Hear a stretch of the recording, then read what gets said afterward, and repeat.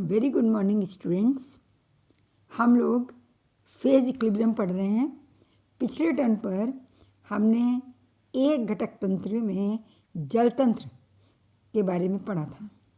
One component system water system study किया था।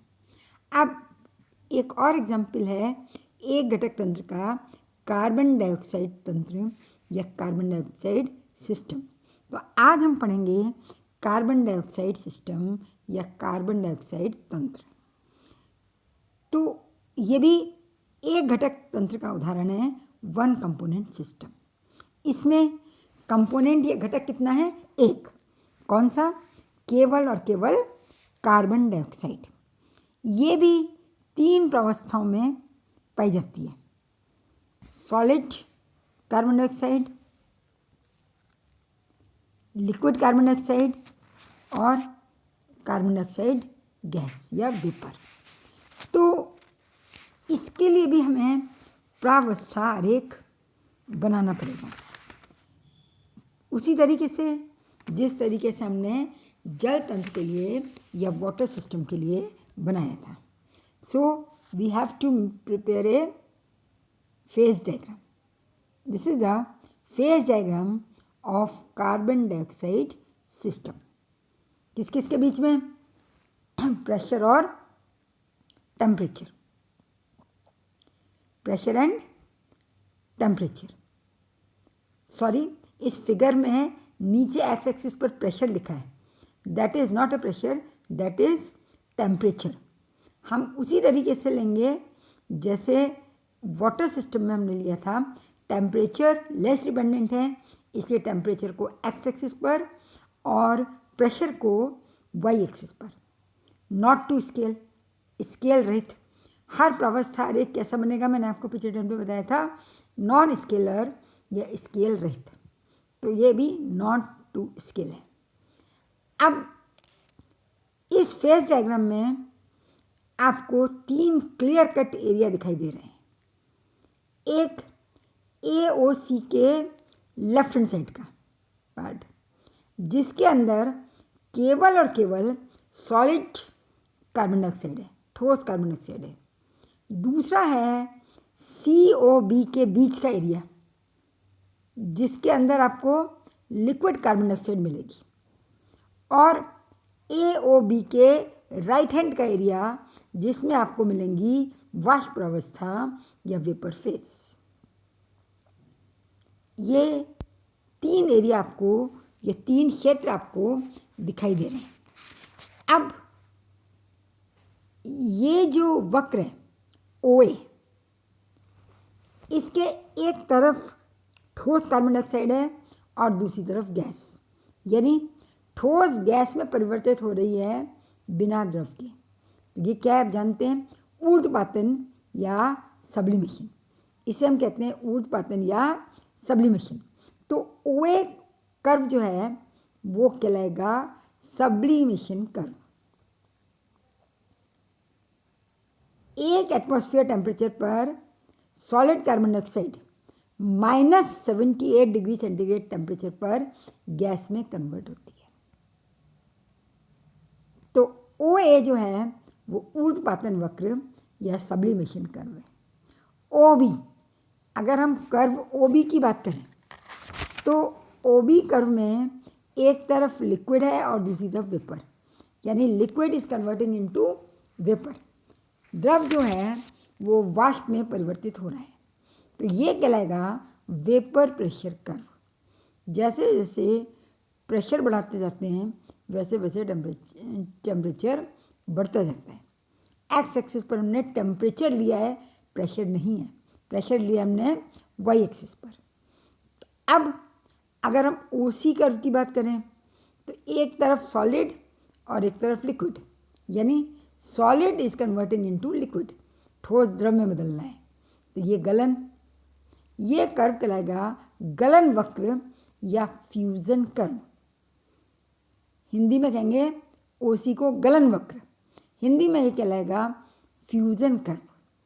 तो OC जो है वो गलन वक्र या फ्यूजन कर्व है। अब यदि हम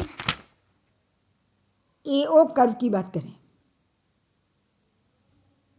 तो इस ऊर्ध्वपातन वक्र पर ठोस कार्बन डाइऑक्साइड और वेपर यानी गैस एक दूसरे के साथ साम्यावस्था में होंगी,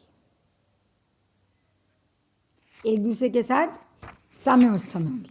तो देखिए कितनी प्रावस्थाएं हो गई, AO कर्व में 2, P इज इक्वल टू 2, तो F क्या होगा, C plus P minus 2, C कितना है 1 प्लस 2 माइनस 2 यानी 1।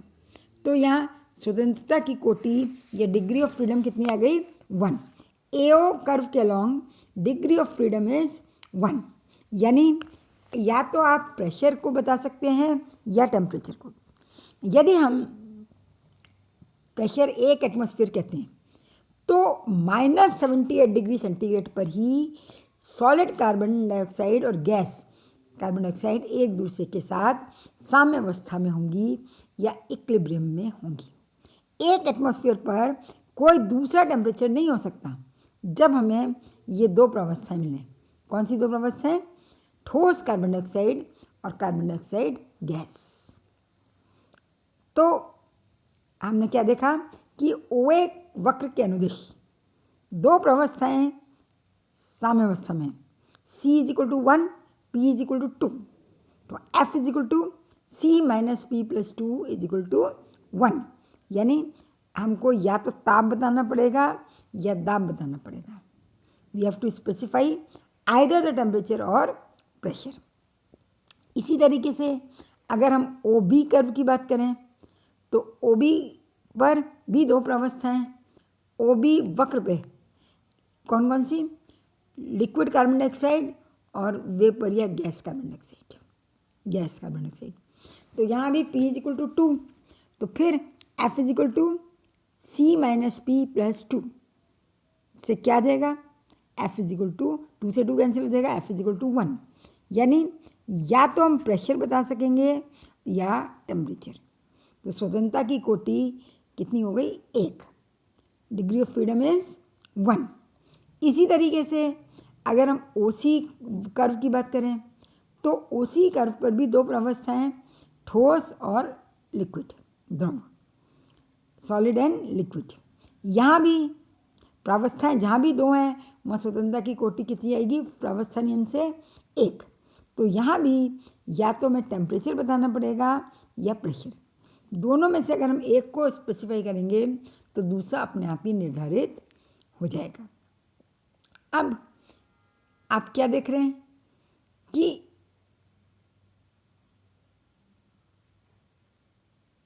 नॉर्मल कर्व को अगर हम देखें तो ये तीनों कर्व AO, BO और CO एक बिंदु पर जाके मिलते हैं। वो बिंदु कौन सा दिख रहा है आपको, वो बिंदु है O। अब यदि हम इस O बिंदु को देखें तो O बिंदु पर हमारे पास 3 प्रावस्थाएं, कौन कौन सी प्रावस्थाएं, देखिए सॉलिड कार्बन डाइऑक्साइड भी है, लिक्विड भी है और गैस भी है, यानी P इज इक्वल टू 3। तो P इज इक्वल टू 3 अगर है तो हम जानते हैं कि F इज इक्वल टू क्या हो जाएगा 1, C minus P, C is equal to 1, P is equal to 3 minus 2, तो F is equal to 0। F is equal to क्या आ जाएगा 0, यानी स्वतंत्रता की कोटि 0। इस बिंदु को हम अक्षर बिंदु कहते हैं क्योंकि इनवेरिएंट पॉइंट, क्योंकि डिग्री ऑफ फ्रीडम 0 है और क्योंकि यह 3 प्रावस्थाएं एक साथ हैं इसलिए ये कहलाता है ट्रिपल पॉइंट या त्रिक बिंदु। जिस तरीके से हमने जल तंत्र में देखा था उसी तरीके से ये एक निश्चित बिंदु है, अचर बिंदु। कब होगा, कब तीनों प्रावस्थाएं एक साथ होंगी, जब प्रेशर होगा 5.2 एटमॉस्फेयर और टेम्परेचर होगा -57 डिग्री सेंटीग्रेड। यदि तापक्रम -57 डिग्री सेंटीग्रेड है और दाब 5.2 एटमॉस्फेयर है तो कार्बन डाइऑक्साइड की तीनों प्रावस्थाएं, ठोस कार्बन डाइऑक्साइड, द्रव कार्बन डाइऑक्साइड और गैस कार्बन डाइऑक्साइड, एक साथ प्राप्त होंगी। अब इसमें ज़रा भी अगर ताप में या दाब में परिवर्तन कर दिया जाए तो आप क्या देख रहे हैं कि कोई ना कोई एक प्रावस्था विलुप्त हो जाएगी। यानी ये बिंदु अचर बिंदु है जिस पर तीनों प्रावस्थाएं एक साथ साम्यावस्था में, all the three phases are in equilibrium. इस बिंदु को हम कहते हैं अचर बिंदु या इनवेरिएंट पॉइंट या ट्रिक बिंदु या ट्रिपल पॉइंट। तो ट्रिपल पॉइंट पर स्वतंत्रता की कोटि क्या होगी? 0। अब हम एरिया की बात करें, BOC इस क्षेत्र में केवल लिक्विड है, यानी प्रावस्था कितनी हुई? 1।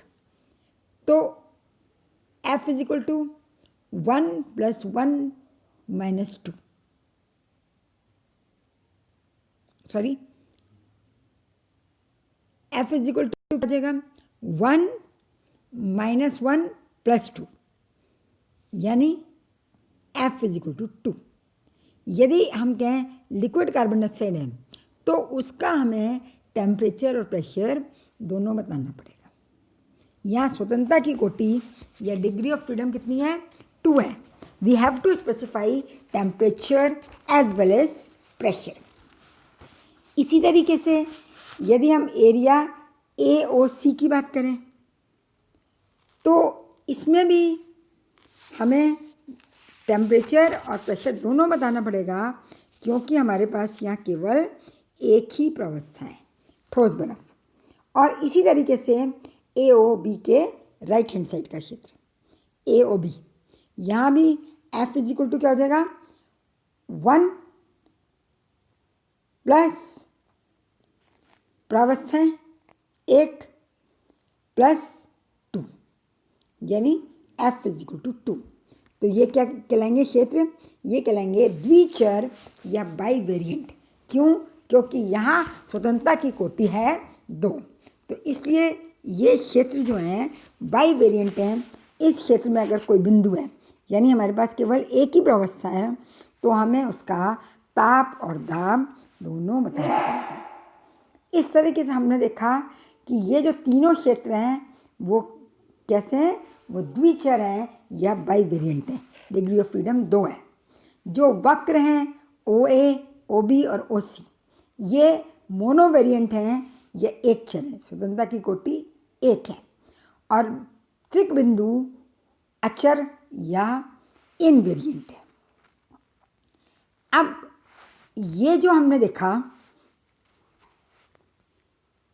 कार्बन डाइऑक्साइड का प्रावस्था आरेख, ये जल के प्रावस्था आरेख के लगभग समान है, लेकिन कुछ बातें इसमें भिन्न हैं। समानता क्या है? समानता यही है कि वो जल भी एक घटक तंत्र है और कार्बन डाइऑक्साइड भी। जल में भी 3 प्रावस्थाएं होती हैं और कार्बन डाइऑक्साइड में भी 3 प्रावस्थाएं हैं। तीनों में 3-3 क्षेत्र हमको एरिया मिलते हैं, 3 कर्व मिलते हैं, वक्र मिलते हैं, और एक त्रिक बिंदु या ट्रिपल पॉइंट मिलता है। ये जल तंत्र और कार्बन डाइऑक्साइड तंत्र में समानता थी। अब कभी कभी आपसे पूछा जाता है कि इन दोनों में क्या भिन्नताएं हैं। तो अब हम देखेंगे कि कार्बन डाइऑक्साइड तंत्र जो है वो किस तरीके से भिन्न है जल तंत्र से या वाटर सिस्टम से। तो कार्बन डाइऑक्साइड का जो प्रावस्था रेख देख रहे हैं उसमें जो गलन वक्र है यानी फ्यूजन कर्व, उसका जो ढाल है, स्लोप है, वो अक्ष के दाईं ओर था, जबकि जल तंत्र में फ्यूजन वक्र या गलन वक्र का ढाल अक्ष के बाईं ओर होता था। इससे क्या मतलब हुआ? इसका अर्थ ये है कि जैसे जैसे हम दाब को बढ़ाते जाएंगे वैसे वैसे ठोस कार्बन डाइऑक्साइड का गलनांक बढ़ता जाता है, जबकि जल तंत्र में दाब बढ़ाने से बर्फ का गलनांक कम होता जाता है। ये जो फ्यूजन कर्व या गलन वक्र का ढाल है वो दाईं ओर होना बताता है कि दाब बढ़ाने से गलनांक घटेगा, जबकि अगर ढाल बाईं ओर है तो वो ये बताएगा कि दाब बढ़ाने से गलनांक घटेगा। और अगर ये बाईं ओर है, दाईं ओर है, तो ये बताएगा कि दाब बढ़ाने पर गलनांक कम होता है। फिर से समझ लीजिए, ये जो फ्यूजन वक्र है, गलन वक्र, इसका जो ढाल है कार्बन डाइऑक्साइड में दाईं ओर है, राइट हैंड साइड पर है। इसका मतलब क्या हुआ कि जैसे जैसे दाब बढ़ता जा रहा है वैसे वैसे गलनांक ठोस कार्बन डाइऑक्साइड का बढ़ता जा रहा है। और जल तंत्र आपने कल पिछले टर्न पे देखा, उसमें ये ढाल जो है वो बाईं ओर मतलब टुवर्ड्स लेफ्ट हैंड साइड है, लेफ्ट साइड की ओर में, which indicate that on increasing the pressure the melting point of ice decreases.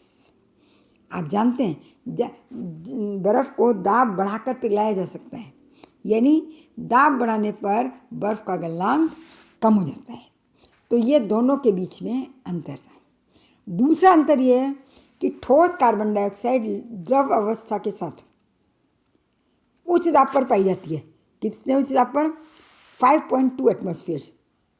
लेकिन जल तंत्र में बर्फ़ और जल एक दूसरे के साथ बहुत कम प्रेशर पर ही साम्यावस्था में होते हैं। वहाँ कितना था ये pressure? 4.58 millimetre of mercury. The solid carbon dioxide is in equilibrium with liquid at very high pressure, that is 5.2 atmosphere, where solid ice is equilibrium with water at very low pressure, that is 4.58 millimeter of mercury. तीसरा difference है कि ठोस carbon dioxide का वाष्प दाब, vapour pressure, अति निम्न ताप पर भी काफ़ी उच्च होता है। द वेपर प्रेशर ऑफ ठोस carbon dioxide is very high, आप देख रहे हैं, एट लो प्रेशर, जबकि बर्फ में बर्फ का वाष्प दाब निम्न ताप पर कम होता है, उच्च दाब पर ही ये अधिक पाया जाता है। कार्बन डाइऑक्साइड तंत्र का एक महत्वपूर्ण लक्षण यह है कि वायुमंडलीय दाब पर कार्बन डाइऑक्साइड गैस को आप देख रहे हैं -78 डिग्री तक ठंडा करके बिना द्रव प्रवस्था के सीधे ठोस प्रवस्था में परिवर्तित किया जा सकता है। तो इस कारण ये जो ठोस कार्बन डाइऑक्साइड है इसको हम शुष्क बर्फ या ड्राई आइस के नाम से भी जानते हैं। An important characteristic of carbon dioxide system is that on cooling carbon dioxide gas up to -78 degrees centigrade at 1 atmospheric pressure, it is directly converted into solid phase without being converted into liquid. That is why the solid carbon dioxide is known as dry ice. Solid carbon dioxide, ठोस carbon dioxide को शुष्क बर्फ, dry ice के नाम से जाना जाता है। क्यों जाना जाता है? क्योंकि एक वायुमंडलीय दाब पर अगर हम गैस को, कार्बन डाइऑक्साइड गैस को -78 डिग्री सेंटीग्रेड तक ठंडा कर दें तो ये सीधे ठोस में बदल जाएगी बिना द्रव में बदले, बिना द्रव प्रवस्था के दृष्टिगोचर हुए। So it is known as शुष्क बर्फ या dry ice. So this is all about carbon dioxide system. Next turn पर हम पढ़ेंगे सल्फर सिस्टम। ये भी वन कंपोनेंट सिस्टम का एग्जाम्पल है। तो in next lecture we study sulphur system. Thank you.